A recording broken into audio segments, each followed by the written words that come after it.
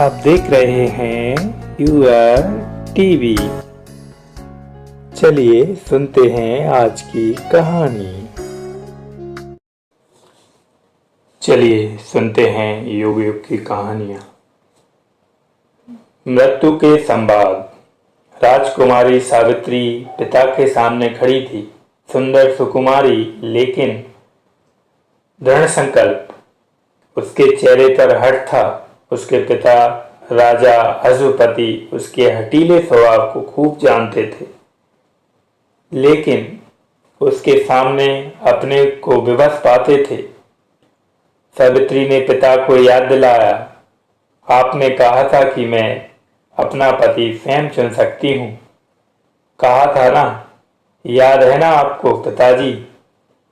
और अब आप अपने वचन से पीछे हट रहे हैं। पिता पुत्री एक दूसरे से कटु वचन न कह बैठे। इस डर से नारद मुनि बात काटकर बीच में ही बोल उठे, पुत्री, तुम्हारे पिता अपना वचन नहीं तोड़ रहे हैं। वह मुझसे सत्यवान के बारे में ही पूछ रहे थे, जिससे तुम विवाह करना चाहती हो। मैं उनसे बात कर रहा था तो उन्होंने कहा सावित्री को बुलवा लें। वे चाहते हैं कि मैं जो कुछ कहूं वह तुम स्वयं अपने कानों से सुनो। और आप क्या कह रहे थे? सावित्री ने पूछा। सावित्री जानती थी कि नारद के साथ बहुत सोच समझकर बात करना चाहिए। सावित्री की बुद्धि बहुत तेज थी, लेकिन नारद उससे भी तेज थे। वह देवताओं और मनुष्य दोनों के ही मित्र, सलाहकार और दूत थे। वह जो कुछ भी करते थे वह सबके भले के लिए ही होता है। अंतिम परिणाम चाहे जितना सुखद हो, उनके काम प्राय लोगों को अप्रिय लगते थे। नारद इतने चतुर थे कि कभी कभी बड़े बड़े बुद्धिमान लोग भी हार जाते थे। नारद के लिए सावित्री के मन में बड़ा आदर था। नारद ने कहा, सत्यवान जिससे तुम प्रेम करती हो बड़े प्रतिष्ठित वंश का राजकुमार है और बहुत योग्य है। उसके नाम से ही उसके चरित्र का पता चलता है। सत्यवान अर्थात जो केवल सत्य बोलता है। वह बुद्धिमान है, साहसी है और पितृभक्त है। उसके अंधे वृद्ध पिता को उसके एक धोखेबाज संबंधी ने षड्यंत्र रचकर गद्दी से उतरवा दिया था। उसका जन्म तो हुआ था राज सिंहासन पर बैठने के लिए, लेकिन अब जंगल में रहते हैं और लकड़हारे का काम करते हैं बेचारे। मैं सब कुछ जानती हूँ, तुम और भी बहुत कुछ जानती हो शायद। उसके मन की था पाने की कोशिश करते हुए नारद ने कहा, यह तो इस पर निर्भर करता है कि आप और क्या जानते हैं। सावित्री ने पैंतरा बदला। नारद ने मुस्कुराकर मन ही मन सोचा, यह जरा सी लड़की मुझे बनाने की कोशिश कर रही है। उन्होंने कहा, मुझे एक और बात मालूम है जो शायद तुम्हें नहीं मालूम। वही बात मैं अभी तुम्हारे पिता को बता रहा था।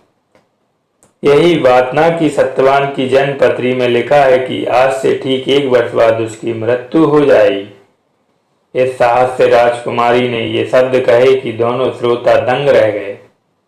उसके पिता ने आवेश में आकर कहा, फिर भी तुम उस युवक से विवाह करना चाहती हो? उनकी आवाज कांप रही थी। नारद ने सोचते हुए सावित्री की ओर देखा और पूछा, तुमने कैसे ये मालूम किया सावित्री? क्या तुम सत्यवान के माँ बाप से मिली थी? हाँ, सावित्री ने उत्तर दिया। उनकी माँ बहुत ही धर्मपरायणा है। उन्होंने ही मुझे बताया। सत्यवान के जन्म के बाद जिन पंडितों ने उनकी जन्म पात्री बनाई, उन्होंने उनके माता पिता को सावधान कर दिया था। सत्यवान इस बात को नहीं जानते, लेकिन उनके माँ बाप जानते हैं। इतने वर्षों तक उन्होंने इस रहस्य को छिपाए रखा और चिंता के भार से चुपचाप सहते रहे।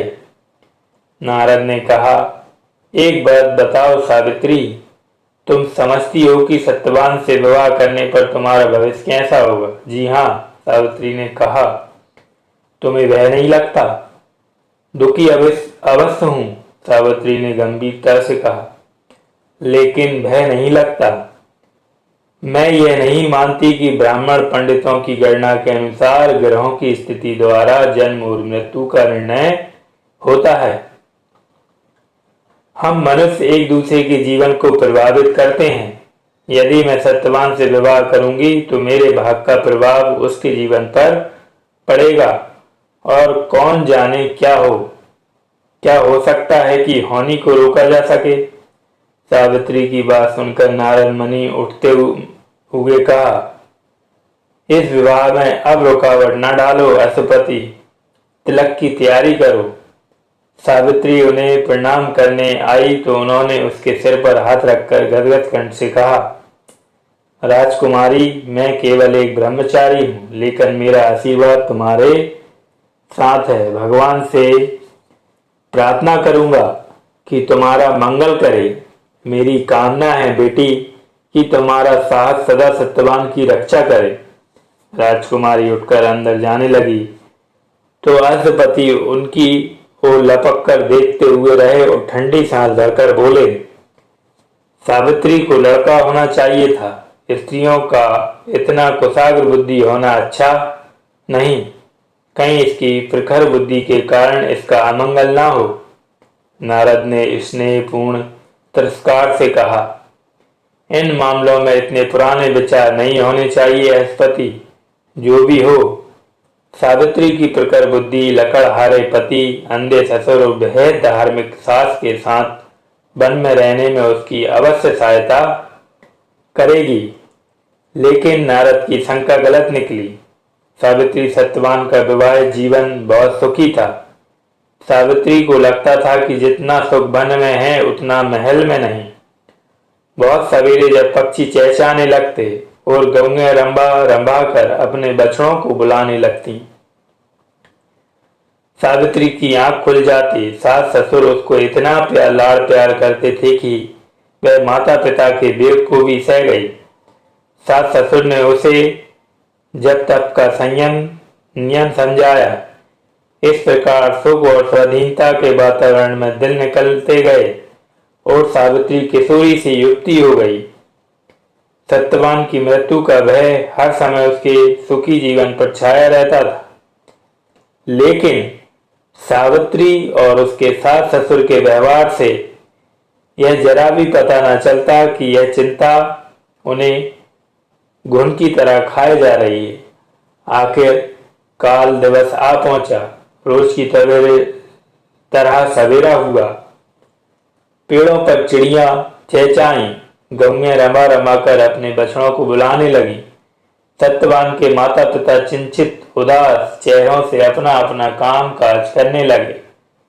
रह रहकर वे प्रेम से इतने व्याकुल होकर पुत्र की ओर देखते कि सावित्री से सहा न जाता और वह अपना मुंह फेर लेती। सावित्री भी यंत्र के समान चुपचाप अपना काम कर रही थी। उसमें जैसे कुछ सोचने की शक्ति ही ना थी। सत्यवान लकड़ी काटने के लिए जंगल जाने को तैयार हुआ तो सावित्री भी उठी। मैं आज आपके साथ चलूं? उसने पूछा। क्यों? सत्यवान ने कहा, आजकल धूप बहुत तेज होती है और फिर तुम्हारी आदत है इधर उधर घूमने निकल जाती हो और खो जाती हो। सावित्री ने मुस्कुराने की चेष्टा की और कहा, आज मैं कहीं नहीं जाऊंगी, बस बैठी बैठी आपको देखती रहूंगी। अचानक सत्यवान की मां बोल उठी, उसको अपने साथ ले क्यों नहीं जाते बेटा? सत्यवान ने हंसकर शरारत भरी आंखों से पूछा। क्यों मां, आज सवेरे सवेरे अपने बहू से छुटकारा पाना चाहती हो? मां ने कहा, नहीं, मैं अपने बेटे को समझाने की कोशिश कर रही हूं कि कभी कभी पत्नी को दुलार करना चाहिए। इस बेचारी के लिए दिल बहलाने को यहाँ क्या रखा है, तो मैं इसको दुलार करूं। माँ, मैं तो इसे हीरे और लाल का हार देना चाहता हूँ। उसकी जगह जंगल की सैर रहने भी दो, इससे क्या दिल बहलेगा। सत्यवान की बात सुनकर सावित्री का दिल डूबने लगा, लेकिन अपनी व्यथा को छिपाकर हंसकर उसने कहा, ओ हीरे लाल का हार, खैर आज तो जंगल की सैर करा दीजिए, लेकिन हार किसी न किसी दिन लेकर रहूंगी, छोड़ूंगी नहीं। याद रखिएगा, आपने वचन दिया है। हंसते बोलते एक दूसरे से बहुमूल्य उपहारों का वादा करते लापरवाह प्रसन्न बच्चों की तरह दोनों वन की ओर चले। जब सत्यवान ने माता पिता को प्रणाम किया तो उनकी आंखें उसके चेहरे से हट नहीं पाईं। वे उसके शरीर पर हाथ फेरते रह गए। सावित्री ने ऐसा बहाना किया मानो उसने कुछ देखा ही ना हो। उसको डर था कि कहीं आंखों से आंसू ना बहने लगें। वह बार बार अपने को समझाती रही, आज मुझे अपने सारे साहस और संयम की जरूरत है। अपने मित्रों, ब्राह्मणों और नारद मुनि के आशीर्वाद की जरूरत है।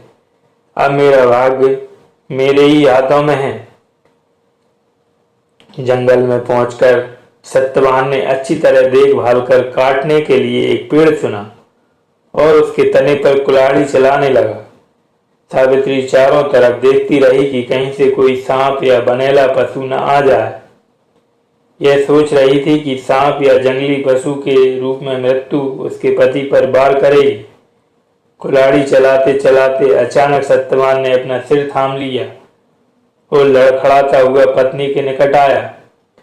ओह, कितनी भयंकर पीड़ा हो रही है सिर में। इतना कहना था कि गिरकर वह मूर्छित हो गया। सावित्री ने तुरंत पति का सिर अपनी गोद में रख लिया और इधर उधर देखने लगी कि कहीं कोई है जिसे सहायता के लिए पुकारा जा सके। सत्यवान के मूर्छित होकर गिरने से सावित्री स्तब्ध होकर ऐसे बैठी रही मानो पत्थर की मूर्ति हो। फिर अचानक सूर्य को ढकती एक काली छाया उसके सामने आई। एक काला अजनबी काली छाया की तरह उसके सामने खड़ा था। वह झुका और उसका बड़ा काला हाथ क्षण भर के लिए सत्यवान के कंठ पर आया। सावित्री ने सिर उठाकर देखा, लेकिन छाया हट गई थी और दूर चली जा रही थी। ठहरिए, सावित्री ने चीख कर कहा और उसके पीछे भागी। कृपा करके ठहरिए, मैं आपसे कुछ कहना चाहती हूँ। छाया रुक गई। सावित्री पास चली आई। उसकी आंखें जिस चेहरे को घूर रही थी वह इतना गंभीर, इतना सौम्य था कि सावित्री का सारा भय गायब हो गया। वह बिल्कुल शांत और आश्वस्त हो गई। उसने संकोच के साथ पूछा, क्षमा कीजिए, क्या आप मृत्यु के देवता हैं? मैंने आपके बारे में बहुत कुछ सुना है। सावित्री बोलती रही, लेकिन अभी बहुत कुछ जानना चाहती हूँ। एक बात पूछ सकती हूँ? क्या आप हर एक प्राणों को ले जाने स्वयं आते हैं? मृत्यु के देवता ने आगे चलते चलते कहा, नहीं, मैं खास लोगों के लिए ही आता हूँ। यदि सत्यवान खास लोगों में से थे तो इतनी कम अवस्था में उनका जीवन क्यों ले लिया गया? और फिर उन्होंने कोई अपराध भी तो नहीं किया था। मृत्यु दंड नहीं है, यमराज बोले। सावित्री जल्दी जल्दी कदम बढ़ाने लगी ताकि उस अजनबी के साथ कदम मिलाकर चल सके। मृत्यु अगर दंड नहीं है, उसने पूछा, तो किस जीवन का कब अंत होगा इसका फैसला कौन करता है? किसी के जन्म के समय ही उसकी मृत्यु का फैसला कर लेना तो अन्याय है। और फिर इसमें कोई तर्क भी नहीं। छाया ने रुककर कहा, यह समझना आसान नहीं है। तुम वापस क्यों नहीं चली जाती? सावित्री, तुम मेरा पीछा क्यों कर रही हो? मैं आपका पीछा नहीं कर रही हूँ, सावित्री ने भोलेपन से कहा। मैं तो अपने पति के पीछे पीछे जा रही हूँ। लेकिन अब यह तुम्हारा पति नहीं है, सावित्री ने धीरे से कहा। लेकिन मैं तो सोचती हूँ कि प्रेम जीवन और मृत्यु से परे की चीज है। हम कहते हैं कि किसी स्त्री और पुरुष का आपस में प्रेम हो जाना केवल एक दूसरे को पहचान लेना है। आप पहचान उसी को सकते हैं जिससे पहले परिचय रहा हो। मैंने तो सत्यवान को पहली बार देखते ही पहचान लिया था। हम लोग पहले से ही एक दूसरे को जानते हैं और ऐसा दोनों के पूर्व जन्म में भी हुआ होगा। आपने पूर्व जन्म में हम एक दूसरे को जानते थे, इस कारण इस जन्म में हम एक दूसरे को देखते ही पहचान गए। इसी कारण मैं सत्यवान को नहीं छोड़ सकती। हमारा जन्म जन्म का साथ है। यदि आप इन्हें ले जाएंगे तो मुझे भी ले जाना पड़ेगा। मृत्यु के देवता यम कुछ हंसकर बोले, तुम बहुत हठी हो। तुम्हारा तर्क सुनकर मुझको हंसी आती है। तुम्हारी कोई इच्छा है? सत्यवान के जीवन को छोड़कर कुछ भी मांगो, मैं तुम्हें दूंगा। सावित्री सोचने लगी। सोचकर उसने कहा, अच्छी बात है। आप तो जानते हैं कि मेरे ससुर को धोखा देकर उनकी गद्दी छीन ली गई थी। मैं सोचती हूँ कि इस अन्याय का प्रतिकार होना चाहिए। मुझे आशा है कि आप मुझसे सहमत होंगे। तथास्तु, यम ने कहा और जल्दी जल्दी चलने लगे। कुछ दूर जाने के बाद उन्होंने मुड़कर देखा कि सावित्री अभी उनके पीछे आ रही है। उसके तलुए कांटों और कंकड़ों से छिलकर लहूलुहान हो गए थे। मुस्कुराकर उसने कहा, आप बहुत तेज चलते हैं। यम ने उसकी ओर कठोर दृष्टि से देखकर पूछा, तुम चाहती क्या हो? सावित्री, यदि तुम अपने पति का जीवन चाहती हो तो तुम तुरंत इसका विचार छोड़ दो, क्योंकि यह संभव नहीं है। यम ना तो अपना वचन तोड़ता है और ना किसी का जीवन लौटाता है, समझी? ओह, ये बात है। सावित्री ने बड़ी सोच में सिर हिलाकर कहा, बड़ी दिलचस्प बात है, लेकिन तब तो आपको पक्का विश्वास होगा कि आप जो कुछ करते हैं ठीक करते हैं, है ना? इसमें ठीक और गलत का कोई प्रश्न नहीं। अच्छा, सावित्री ने आश्चर्य से कहा, कितनी अजीब बात है। बचपन से ही कूट कूट कर मेरे दिमाग में यह बात भरी गई है कि हमेशा वही काम करना चाहिए जो ठीक हो, गलत काम नहीं करना चाहिए। लेकिन शायद ठीक या गलत यह सब केवल हम मनुष्यों के लिए है, देवताओं के लिए नहीं। लेकिन मृत्यु की बात अलग है। कैसे? मुझको तो यही ठीक लगता है कि जो बात जीवन पर लागू है वही मृत्यु पर भी लागू होनी चाहिए। तुम हर बात को इस तरह तोड़ मरोड़ देती हो कि वह तर्कपूर्ण लगने लगती है। क्षमा चाहती हूँ, सावित्री ने बड़े विनय से कहा। मैं अपनी बात को दूसरी तरह कहूंगी। यदि सारा जीवन हम ठीक काम करने का प्रयत्न करते रहते हैं तो यह उचित ही है कि ठहरो, यम ने कहा। यदि मैं तुम्हें एक वरदान और दूं तो तुम मेरा पीछा करना छोड़ दोगी? सावित्री ने बड़े हर्ष से ताली बजाकर कहा, तो क्या आप मुझको एक और वरदान देंगे? कितने उदार और दयावान हैं आप। लेकिन याद रखना, सत्यवान का जीवन मत मांगना। नहीं नहीं, सावित्री ने कहा, जरा सोचने दीजिए। मैं अपने पहले वरदान में ही कुछ और मांगना चाहती थी। भौहें सिकोड़कर कुछ सोचने लगी। फिर जैसे अचानक बात याद आ गई हो, उसने कहा, हाँ, अपने ससुर के लिए कुछ मांगना चाहती थी, जिनका राजपाट आपने कृपा करके वापस दिलवा दिया। वह अंधे हैं। एक अंधा आदमी राजपाट लेकर क्या करेगा, और प्रजा के लिए अंधा राजा किस काम का भला? यम ने मुस्कुराकर कहा, तुम्हारे ससुर की आंखें बिल्कुल ठीक हो जाएंगी। यह कहकर वे चलने लगे तो सावित्री ने फिर कहा, मुझे बड़ी खुशी है कि मुझे अपने ससुर की याद हो आई। अगर मुझे उनकी आंखों की बात याद ना आ जाती तो जानते हैं उत्तेजना में मैं क्या मांग बैठती? क्या? अपने पिता और अपने ससुर के राज्यों के लिए वैभव और सुख। बात यह है कि अब दोनों राज्यों के उत्तराधिकारी मैं ही हूँ। अब सोचती हूँ कि अच्छा ही हुआ कि मैंने आपसे यह वरदान नहीं मांगा। इन राज्यों को भला वैभव और सुख क्यों दिया जाए? यह तो राजा का कर्तव्य है कि वह अपनी प्रजा को समृद्ध और सुखी बनाए, है ना? हाँ, राजा की जिम्मेदारियां बहुत बड़ी हैं। सावित्री ने गंभीरता से सिर हिलाते हुए कहा, महल में रहना, दरबार लगाना, कवियों और गायकों को सम्मानित करना और कर वसूल करने के लिए कर्मचारियों को राज्य भर में भेजना इतना ही थोड़ा होता है राजा का काम। राजा को यह भी देखना होता है कि कानून का पालन उचित ढंग से हो और उसके कर्मचारी प्रजा को न सताएं। उसको पड़ोसियों के साथ शांति बनाए रखनी चाहिए और यह देखना चाहिए कि उसके राज्य में कोई ऐसा तो नहीं जिसके पास भोजन, कपड़ा या रहने की जगह नहीं है।